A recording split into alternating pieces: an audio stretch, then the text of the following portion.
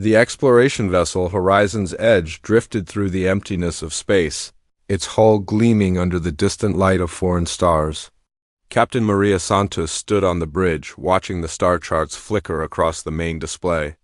They had been out here for 6 months, mapping new systems and looking for signs of life or resources that might help humanity's expanding reach into the galaxy. The ship was home to 43 people, all volunteers who had signed up for the long journey into unexplored space. Most were scientists, engineers, and support staff who dreamed of making the discovery that would change everything. So far, they had found nothing but empty worlds and dead rocks orbiting distant suns. Navigator Tom Blake sat at his station, fingers dancing across the control panel as he monitored the ship's path through space. The routine was familiar now after months of travel, but something caught his attention. A faint signal was coming through the sensors, barely stronger than background noise. "Captain, I'm picking up something unusual," Tom called out, his voice cutting through the quiet hum of the bridge. "There's an energy signature coming from the Kepler 442 system, about 3 light years ahead." Maria walked over to Tom's station and looked at the readings. The signal was weak but steady, pulsing in a regular pattern that didn't match any natural phenomenon she knew. It was too organized, too purposeful to be random stellar activity. "What kind of signal is it?" she asked, studying the data scrolling across the screen. "It's hard to tell from this distance, but it's definitely artificial. The pattern repeats every 47 seconds, and it's coming from the 4th planet in the system. According to our databases, that world is supposed to be uninhabitable. Solar flares from the star should have stripped away the atmosphere millions of years ago." Chief Science Officer Dr. Lisa Park joined them at the navigation station.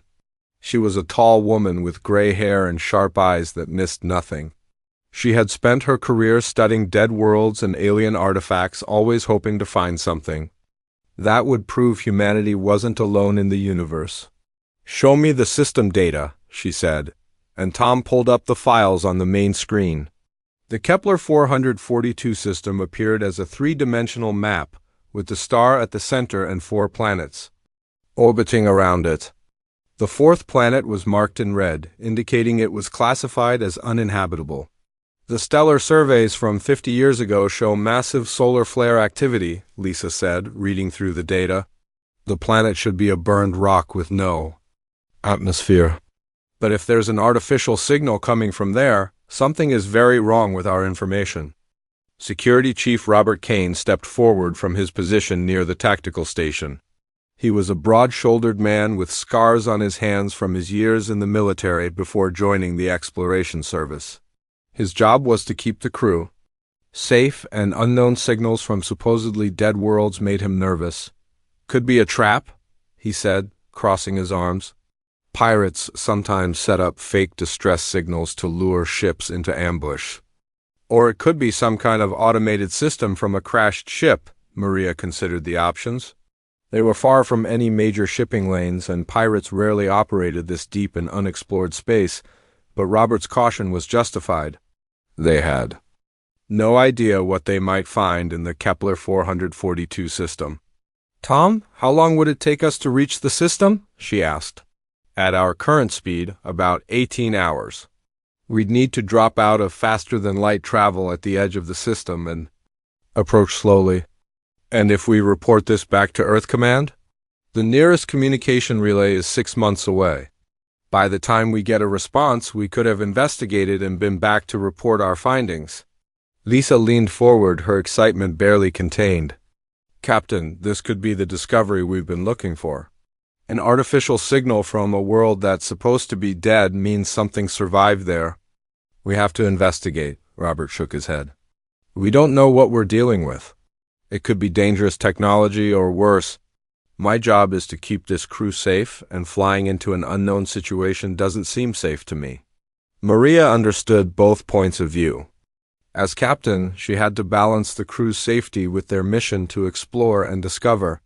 The signal was definitely artificial, which meant intelligence of some kind. But intelligence didn't always mean friendly. "What's the signal strength?" she asked Tom, very weak. If it's a distress beacon, it's been running for a long time. The power source would have to be incredibly efficient to last this long. Or incredibly powerful to begin with, Lisa added. Captain, we're explorers. This is exactly the kind of discovery we came out here to make. We can't just ignore it. Maria walked to the captain's chair and sat down, thinking through the decision. The crew looked at her expectantly, waiting for her choice. She had led them this far into the unknown, and they trusted her judgment. We'll investigate, she decided, but we do it carefully. Tom, set course for the Kepler 442 system. Lisa, I want you to prepare a full sensor sweep as soon as we drop out of faster-than-light travel. Robert, have your security teams ready for anything? The bridge came alive with activity as the crew prepared for the course change. Tom plotted their new route while Lisa gathered her science team to discuss what they might find. Robert checked the ship's defensive systems and made sure the security teams were properly equipped. As the Horizon's Edge changed course and accelerated toward the distant system, Maria stared out at the stars and wondered what they would find. The signal continued its steady pulse, a heartbeat in the darkness that called to them across the void. 18 hours later, they would have their answer. But for now, they could only wait and hope that whatever was sending that signal would be worth the risk they were taking to find it. The ship flew on through the night of space, carrying its crew toward a discovery that would change everything. They thought they knew about the galaxy and their place in it. The Horizon's Edge dropped out of faster-than-light travel at the edge of the Kepler 442 system, its engines humming as they switched to normal space propulsion. Captain Maria Santos watched the main screen as the system's star came into view. A yellow dwarf similar to Earth's sun but older and more active. Beginning full sensor sweep, announced Dr. Lisa Park from the science station. Her team worked quickly to gather data on the 4 planets orbiting the distant star. The first 3 planets matched the survey data from 50 years ago, but the 4th planet was completely different from what they expected. This is impossible, Lisa said, staring at her readings. The planet has a thick atmosphere, and I'm detecting water vapor, oxygen, and nitrogen. This world should be a dead rock. Tom Blake adjusted the ship's sensors to get a clearer picture. The signal is definitely coming from the 4th planet. It's much stronger now, and I'm picking up additional energy signatures across the planet's surface. Maria studied the data flowing across the screens. The planet appeared to be wrapped in a dense atmospheric layer that looked almost artificial. Strange structures extended up from the surface into the upper atmosphere, like massive towers or trees reaching toward space. Are those buildings? She asked, pointing to the structures visible on the screen. I think so, Lisa replied, her voice filled with wonder. But they're unlike anything in our databases. They seem to be part of the planet itself, like they grew from the ground rather than being built. Robert Kane checked the tactical sensors for any signs of weapons or hostile activity. No signs of aggressive technology, but those structures are definitely active. They're producing energy and seem to be connected to the planet's atmospheric systems. The ship moved closer to the planet, its sensors gathering more detailed information with each passing hour. The atmospheric processors were not just maintaining the planet's environment, they were actively improving it. The air was cleaner and more oxygen-rich than Earth's atmosphere, and the temperature was perfectly regulated across the entire world. Captain, I'm detecting life signs, Tom reported. Very faint, but there are definitely living beings on the planet's surface. The readings are strange, though, not like anything in our biological databases. How many life signs? Maria asked. It's hard to tell with the atmospheric interference, but not many. Maybe a dozen or so concentrated in the area where the main signal is coming from. Lisa worked frantically to analyze the data. The technology down there is incredible. These atmospheric processors have been running for thousands of years, maybe longer. The power source must be something we don't understand. As they studied the planet, a new signal came through the communications array. It was different from the regular pulse they had been following, more complex and clearly directed at their ship. We're being hailed, Tom announced. The signal is coming from the planet's surface. Can you decode it? Maria asked. Working on it. The signal is using mathematical sequences and what looks like star charts. It's definitely intelligent communication, but the language is unknown. The message repeated several times, each time slightly different, as if the sender was trying to find a format the humans could understand. Finally, Tom managed to decode part of it. It's a greeting, he said. They're welcoming us and asking us to respond. They want to know who we are and where we come from. Maria made her decision. Send a response. Use the same mathematical format they're using and include our star charts showing where we came from. The response was transmitted, and within minutes they received a reply. This time the message was longer and more detailed. It included information about the planet and its inhabitants, as well as questions about humanity and Earth. They're calling themselves the Elutai, Tom translated. They say they've been waiting for someone to find them for over 3,000 years. They want to meet us. Lisa looked at the captain with excitement. This is first contact, Maria. We're talking to an alien civilization that's been isolated. For millennia, Robert was more cautious. We need to be careful. We don't know anything about these beings or their intentions. They could be dangerous. The message seems peaceful, Tom said. They're asking if we need assistance and offering to help us land safely on their world. Maria weighed the options. They had come this far, and the beings on the planet seemed friendly, but Robert was right to be cautious. First contact was always dangerous, and they had no idea what they might be walking into. We'll land, she decided, but we do it carefully. Tom, find a safe landing site near the source of the signal. Lisa, prepare a first contact team. Robert, you're in charge of security. We take no chances. The horizon's edge moved into orbit. Around the planet, its sensors mapping the surface and identifying a suitable landing site. The planet was beautiful from space, with vast forests and clean oceans. The atmospheric processors created a gentle glow around the world, making it look like a jewel in the darkness. As they prepared for landing, more messages came from the planet's surface. The Elutai seemed eager to meet them, sharing information about their world and asking questions about humanity.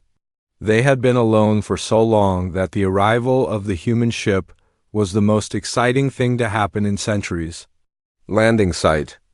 Confirmed, Tom announced. There's a clear area about 2 kilometers from the main signal source. The ground is stable, and the atmospheric readings are perfect for human survival. Prepare the landing shuttle, Maria ordered. Lisa, Alex, and Dave will come with me. Robert, you stay with the ship and monitor our communications. The landing team gathered in the shuttle bay, checking their equipment and reviewing the first contact protocols. They had trained for this moment, but nothing could have prepared them for the reality of meeting an alien civilization. As the shuttle launched from the horizon's edge and descended toward the planet's surface, Maria wondered what they would find. The Elutai had been waiting for 3,000 years for someone to find them. Now that someone had arrived, everything would change for both species. The shuttle broke through the cloud layer and revealed the planet's surface. Ancient cities stretched across the landscape, their spires reaching toward the sky like living things. The architecture was unlike anything human, organic and flowing as if the buildings had grown rather than been constructed, and somewhere in those cities, the last members of a forgotten civilization waited to meet the humans who had found them in the darkness of space. The landing shuttle touched down on a platform that seemed to rise from the ground to meet them. Captain Maria Santos watched through the viewport as the surface beneath them shifted and flowed like liquid stone, forming a perfect landing pad. The technology was unlike anything she had ever seen, alive and responsive to their presence. Atmospheric readings are perfect, reported Dr. Lisa Park, checking her instruments. The air is clean and breathable, with slightly higher oxygen content than Earth normal. Linguist Alex Chun adjusted his translation device, a sophisticated computer that could analyze alien languages and find patterns that might allow communication. I'm picking up multiple signals from the surrounding area. Whatever is out there, they're trying to communicate with us? Marine Dave Foster checked his weapon and scanner, ready to protect the landing team if needed. I'm not detecting any immediate threats, but those structures around us are definitely active. They're watching us. Maria stood and moved to the shuttle's exit hatch. Remember, we're explorers and diplomats first. We're here to learn and make contact, not to conquer or judge. Everyone stay calm and follow my lead. The hatch opened with a soft hiss, and warm air flowed into the shuttle. The landing team stepped out onto the platform, their boots making soft sounds on the strange surface. The platform felt solid but somehow alive, as if it were aware of their presence. The city around them was breathtaking. Tall spires twisted up toward the sky, their surfaces covered in patterns that glowed with soft bioluminescent light. The architecture seemed to flow like water that had been frozen in time, with no sharp edges or straight lines. Gardens grew on the sides of buildings, and streams of water flowed through channels carved into the structures themselves. "It's beautiful," Lisa whispered, taking readings with her scientific instruments. "The entire city is alive. The buildings are growing, the water systems are self-maintaining, and the air is being constantly purified by the structures themselves." A figure emerged from one of the nearby buildings, moving with grace and purpose toward the landing platform. The being was tall and slender, with skin that seemed to shift between different shades of blue and green. Its features were delicate and angular, with large eyes that reflected the light like crystals. "Welcome, travelers from the distant stars," the being said, its voice flowing like music through a translation device worn around its neck. "I am Niven, elder of the Elutai. We have waited so long for someone to find us." Maria stepped forward, trying to hide her amazement at meeting an alien being. "I am Captain Maria Santos of the human ship Horizon's Edge. We received your signal and came to investigate." "We're honored to meet you." Niven's eyes widened with what might have been surprise or joy. "Humans, we have no records of your species in our archives.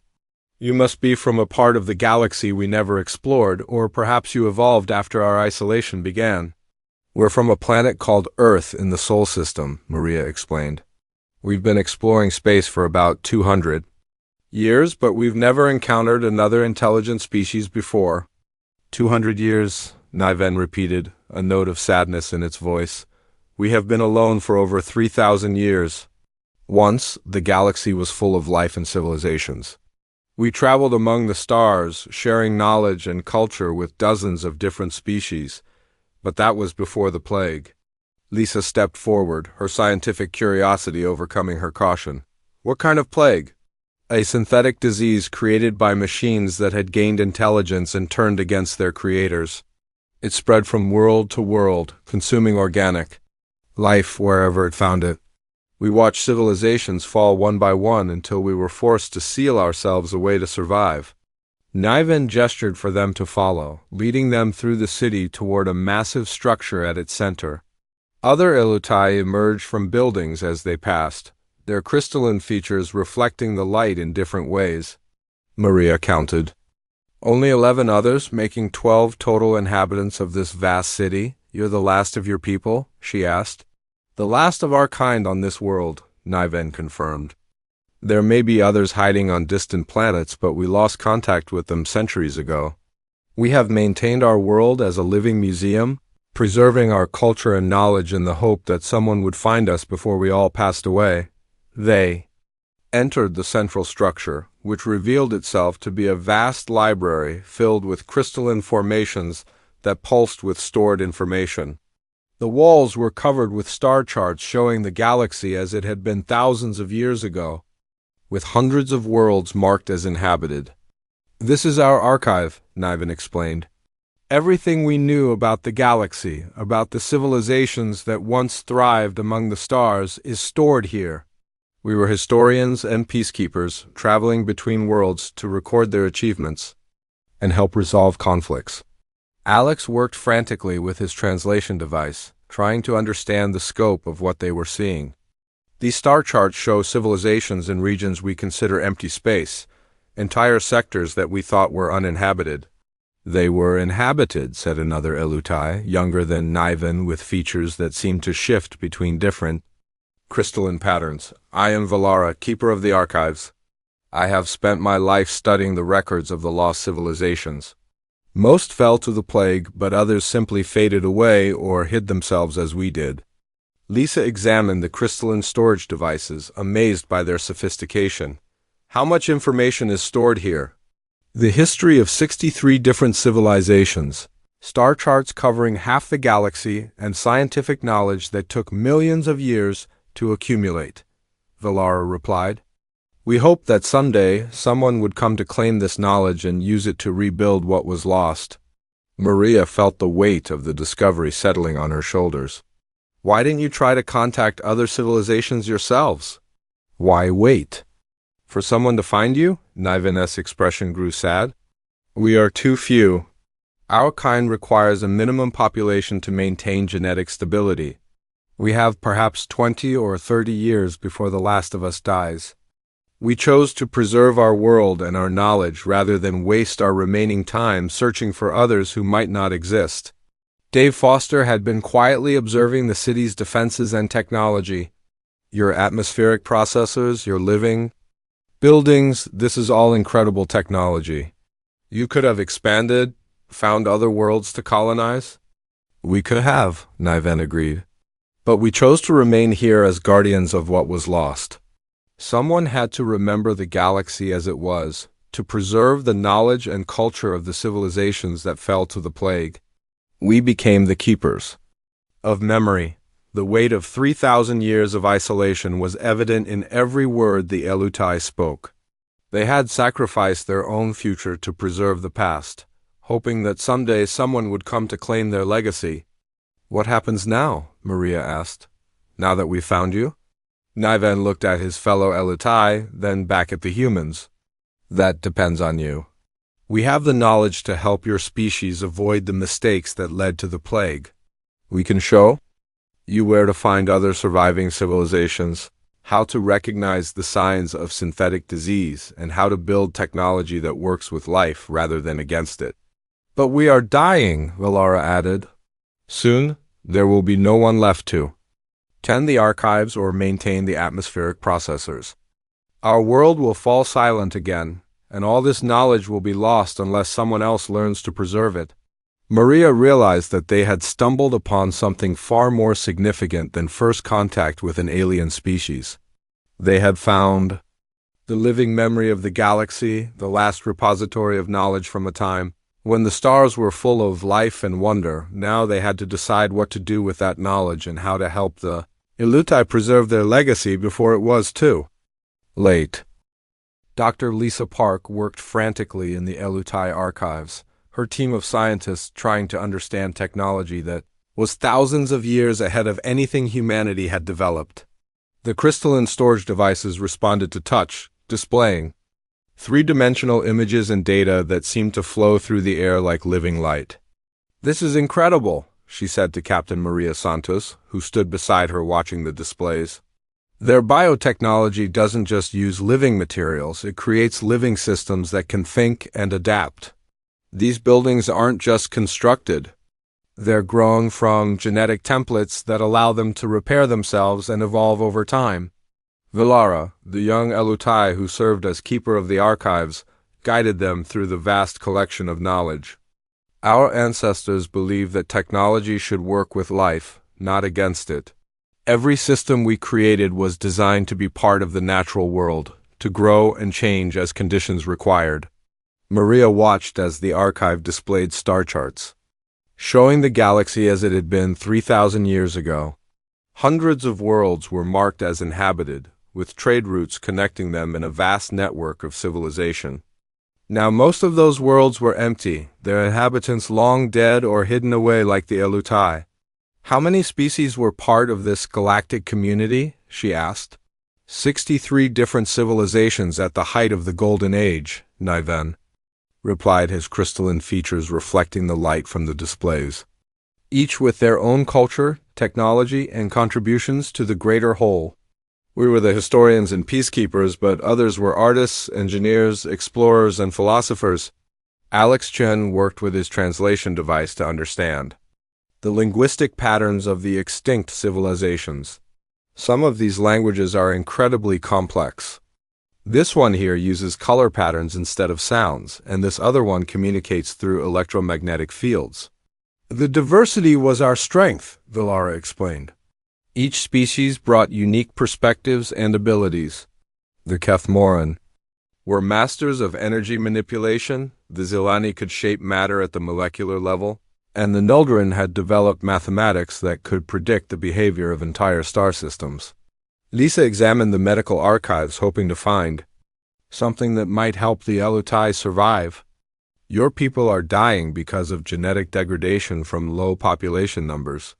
Human medical technology might be able to help. We've developed techniques for genetic therapy and even cloning that could potentially restore genetic diversity. Nivien's expression grew troubled. We have considered such possibilities, but we fear that artificial intervention might make us no longer truly Elutai. We have preserved our culture and genetics unchanged for 3,000 years. Would saving us through human science make us something else entirely? It was a question that went to the heart of identity and survival. The Elutai had maintained their purity for millennia, but that same purity was now killing them. They faced a choice between extinction and transformation. What about the other worlds? Maria asked, studying the star charts. You said there might be other survivors? Have you tried to contact them? We sent signals for centuries after the plague ended, Niven explained. Some worlds responded briefly, but the signals eventually stopped. We don't know if they died out or simply chose to remain hidden. Dave Foster had been examining the defensive systems of the city. Your technology is impressive, but you've been living in isolation for so long that you might not be prepared for what's happening in the galaxy now. There could be new threats, new diseases, or hostile species that have evolved since your time. That is why your arrival is so important, Villara said. You represent the new galaxy, the civilizations that grew up after the plague. You can tell us what the galaxy has become, and we can share what it once was. The discussions continued for hours as the human team tried to understand the scope of what they had discovered. The Elutai archives contained not just historical records, but also scientific knowledge that could revolutionize human technology. Medical techniques that could extend life, engineering principles that could create living cities, and energy systems that could power entire worlds without environmental damage. But the knowledge came with a price. The Elutai were dying, and they had no way to pass on their cultural knowledge to a new generation. Even if their technology and scientific records could be preserved, the living culture that had created them would be lost. There has to be a way, Lisa said, working through the medical data. Your neural patterns are incredibly complex, but our quantum computers might be able to interface with your memory crystals. We could potentially preserve your consciousness, your thoughts and memories, even if your physical bodies can't survive. Villara looked at the human with something that might have been hope. You mean we could continue to exist, even after death? In a way, yes. Your memories, your personalities, your knowledge could be transferred to quantum storage systems. It wouldn't be physical life, but it would be a form of continuation. Niven was skeptical. Would we still be Elutai if we existed only as patterns of information? Or would we become something else, artificial beings wearing the memories of the dead? That's for you to decide, Maria said. We can offer the technology, but the choice of whether to use it has to be yours. The Elutai debated among themselves in their musical language, their crystalline features shifting through different patterns as they discussed the possibilities. Some were eager to try the human technology, while others feared losing their essential nature. What about the archives? Villara asked. Even if we choose to preserve ourselves, someone needs to continue our work as keepers of galactic memory. The knowledge of 63 civilizations can't be lost. Humanity could take up that responsibility, Maria offered. We could become the new keepers of the archives, preserving the knowledge and searching for other survivors. But you're so young as a species, Niven said. You've only been in space for 200 years. How can you understand the weight of preserving millions of years of galactic history? We'll learn, Lisa said firmly. We have to. This knowledge is too important to lose. If we're going to inherit the galaxy, we need to understand what came before us. The debate continued as the human team worked to understand the full scope of the Elutai archives. They were looking at the greatest discovery in human history, but it came with enormous responsibility. They would have to decide not just how to save the Elutai, but how to preserve the memory of an entire galactic civilization. As the hours passed, both species began to understand that their meeting was more than just first contact. It was a passing of the torch, a transfer of responsibility from the old guardians of galactic memory to the new. The question was whether humanity was ready for such a burden, and whether the Elutai were willing to trust them with it. The weight of 3,000 years of isolation and preservation hung over them all, along with the knowledge that their decisions would shape the future of the galaxy for generations to come. The breakthrough came during the third day of working with the Elutai archives. Dr. Lisa Park had been studying the crystalline memory storage systems when she realized they operated on quantum principles similar to human neural implants. The discovery opened up possibilities that neither species had considered. The memory crystals don't just store information, she explained to Captain Maria Santos and the assembled Elutai. They create quantum patterns that mirror consciousness itself. If we can interface our computers with these crystals, we might be able to preserve not just your knowledge, but your actual thoughts and personalities. Velara, the youngest of the Elutai, stepped forward with something that might have been excitement in her crystalline features. You mean we could continue to exist, to think and learn and grow even without our physical bodies? In theory, yes, Lisa replied. Our quantum computers could house your consciousness while maintaining your essential nature. You would still be Elutai, but in a new form that isn't limited by biological constraints. Nivan, the elder, was more cautious. What would such existence be like? Would we still be able to feel, to experience the world around us?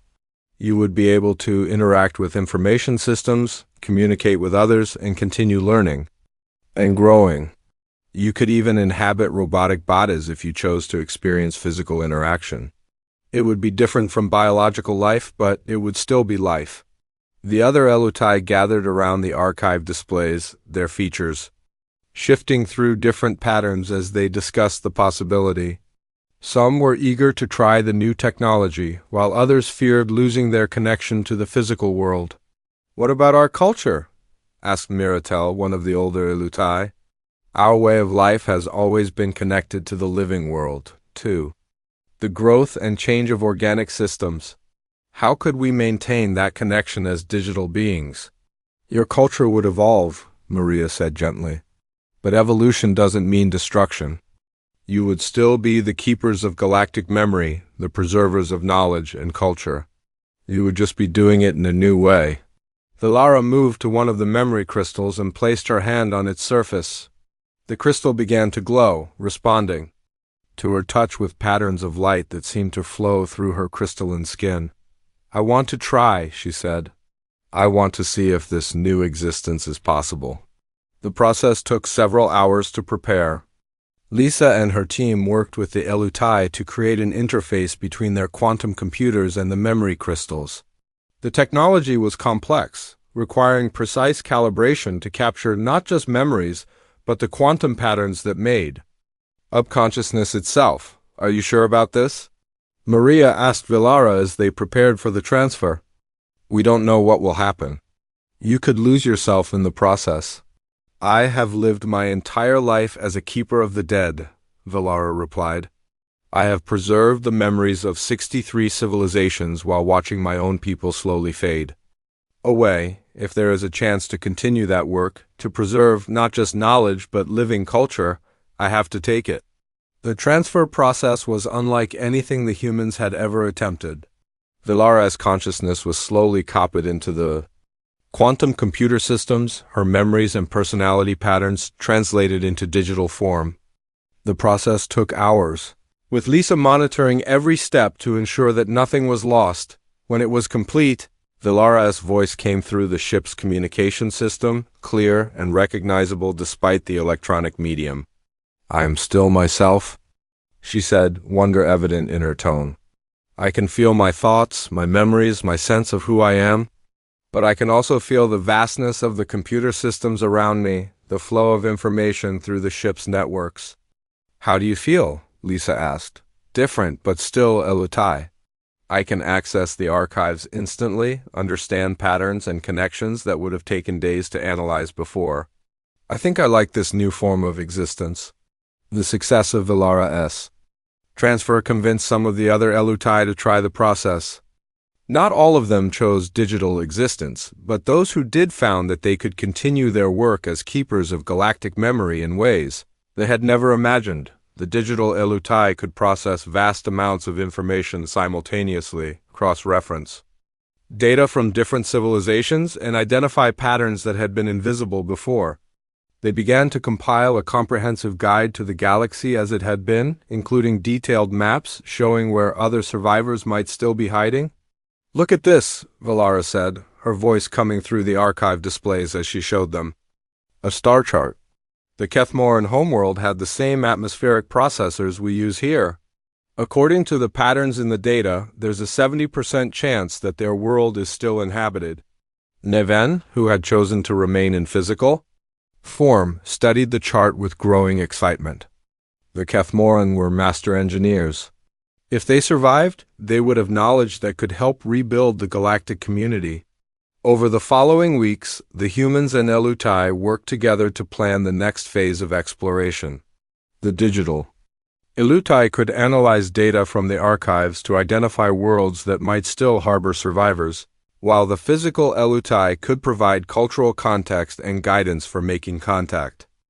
Maria found herself facing a decision that would affect the future of both species. The discovery of the Elutai in their archives was too important to keep secret, but it was also too sensitive to share carelessly. The knowledge contained in the archives could revolutionize human technology, but it could also be misused. We need to return to Earth, she told her crew, but not just to report what we found. We need to convince the government to launch the largest exploration project in human history. The return journey to Earth took 6 months, during which the human crew worked closely with both the physical and digital Elutai to understand the full scope of what they had discovered. The archives revealed the locations of dozens of worlds that might still harbor survivors, hidden behind atmospheric shields or buried deep underground. The galaxy was never empty, Vilara explained during one of their planning sessions. Civilizations learned to hide after the plague to make their worlds appear uninhabitable while they waited for the danger to pass. Most of them are probably still there, waiting for someone to find them. When the horizon's edge finally arrived at Earth, Maria faced the challenge of convincing the human government to take action. The discovery of an alien civilization was shocking enough, but the revelation that the galaxy had once been full of life and might still harbor dozens of hidden civilizations was almost too much to believe. The digital Elutai proved invaluable in these discussions. They could access and display information from the archives instantly, providing proof of their claims and demonstrating the vast knowledge they possessed. Government officials who had been skeptical were quickly convinced when they saw star charts showing trade routes between civilizations that had existed when Earth was still in its Stone Age. "This changes everything," said Admiral Harrison, the head of Earth's space exploration program. "If there are other civilizations out there, we need to find them. The knowledge they possess could advance human science by thousands of years." "But we have to be careful," Maria warned. "These civilizations have been hiding for 3,000 years. They're not going to trust us easily. We need to approach them as friends, not conquerors." The result was the Great Remembrance Project, the largest space exploration initiative in human history. Hundreds of ships would be launched to investigate the worlds identified in the Elutai archives, each one carrying digital Elutai to serve as guides and cultural advisors. Maria was promoted to admiral and placed in charge of the first mission to the Kethmoran homeworld.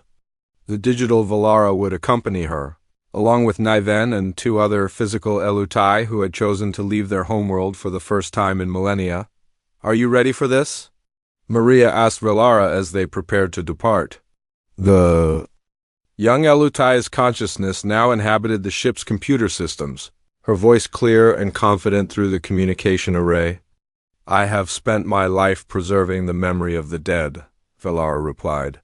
"Now I have the chance to help the living reconnect with each other. I think I was born for this moment."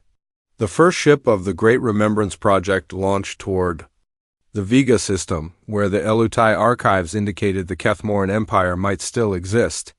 Other ships followed, each one heading to a different world that had once been part of the great galactic community. As they traveled through space, Maria reflected on how much had changed since that first signal had brought them to the Elutai homeworld. Humanity was no longer alone in the galaxy, and they were no longer exploring empty space. They were going home to a community they had never known existed, guided by the last keepers of galactic memory. The galaxy had been waiting for someone to remember it, to reconnect the scattered survivors and rebuild what had been lost. Now, with human curiosity and Elutai wisdom working together, the remembrance could finally begin. Behind them, other ships continued to launch from Earth, each one carrying the hope of rediscovering civilizations that had been forgotten by time. The galaxy was about to remember itself, and humanity would help it do so. The age of isolation was ending, and the age of remembrance had begun. In the vast archives of the Elutai homeworld, the memory crystals pulsed with gentle light, their knowledge finally being shared with those who could use it to heal the wounds of the past and build a better future. The galaxy had never been empty. It had just been waiting for someone to come looking for it, and now that search had finally begun.